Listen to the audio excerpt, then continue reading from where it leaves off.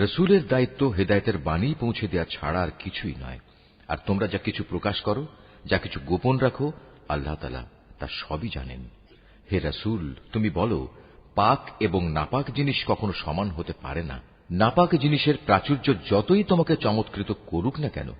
অতএব হে জ্ঞানবান মানুষেরা, তোমরা আল্লাহকে ভয় করো। আশা করা যায় তোমরা সফলকাম হতে পারবে।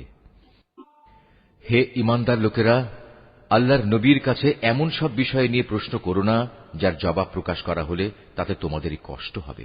অবশ্য কোরআন নাজিল হওয়ার মুহূর্তে যদি তোমরা সে প্রশ্ন করো, তাহলে তা তোমাদের কাছে প্রকাশ করা হবে। এ বিধান জারির আগে যা কিছু হয়ে গেছে তা আল্লাহ তাআলা তোমাদের মাফ করে দিয়েছেন, কেননা আল্লাহ তাআলা পরম ক্ষমাশীল ও ধৈর্যশীল। তোমাদের আগেও কিছু সম্প্রদায় তাদের নবীকে এ ধরনের প্রশ্ন করত, কিন্তু এর পরক্ষণেই তারা তা অমান্য করতে শুরু করল।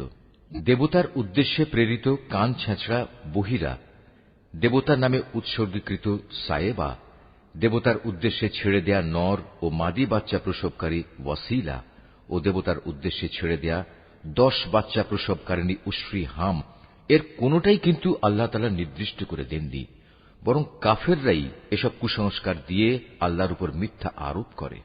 আর এদের অধিকাংশ লোক তো সত্য মিথ্যার তফাৎটুকু উপলব্ধি করে না।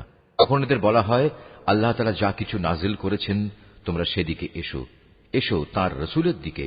তখন তারা বলে, আমরা আমাদের বাপ দাদাদের যে বিধানের উপর পেয়েছি তাই আমাদের জন্য যথেষ্ট।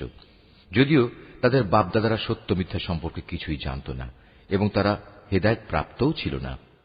হে ঈমানদার লোকেরা, তোমাদের নিজেদের দায়িত্ব তোমাদের নিজেদের ওপর। অন্য কোন ব্যক্তি যদি গোমরাহ হয়ে গিয়ে থাকে, তাহলে সে পথভ্রষ্ট ব্যক্তি তোমাদের কোনো ক্ষতি সাধন করতে পারবে না, যতক্ষণ পর্যন্ত তোমরা নিজেরা সঠিক পথের উপর চলতে থাকবে। তোমাদের সবাইকে আল্লাহর দিকেই ফিরে যেতে হবে। অতঃপর আল্লাহ তাআলা তোমাদের সেদিন বলে দেবেন তোমরা কে কি করেছিলে।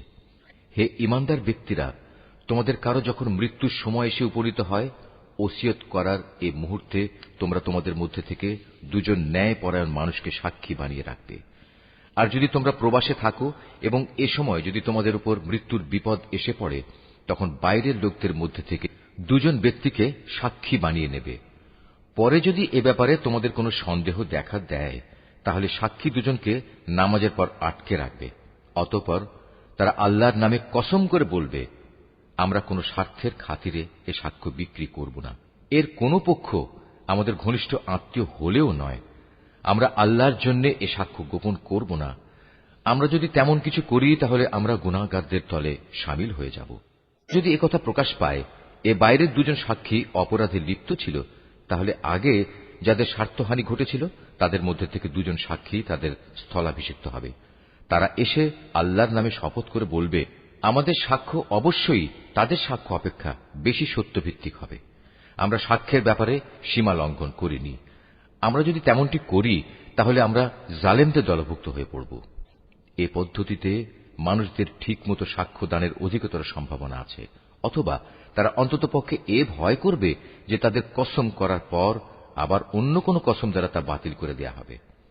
তোমরা আল্লাহ তাআলাকে ভয় করো এবং রসুলের কথা শোনো। আল্লাহ তাআলা কখনো পাপী লোকদের সৎপথে পরিচালিত করেন না। যেদিন আল্লাহ তাআলা সকল রসুলকে একত্রিত করে জিজ্ঞাসা করবেন,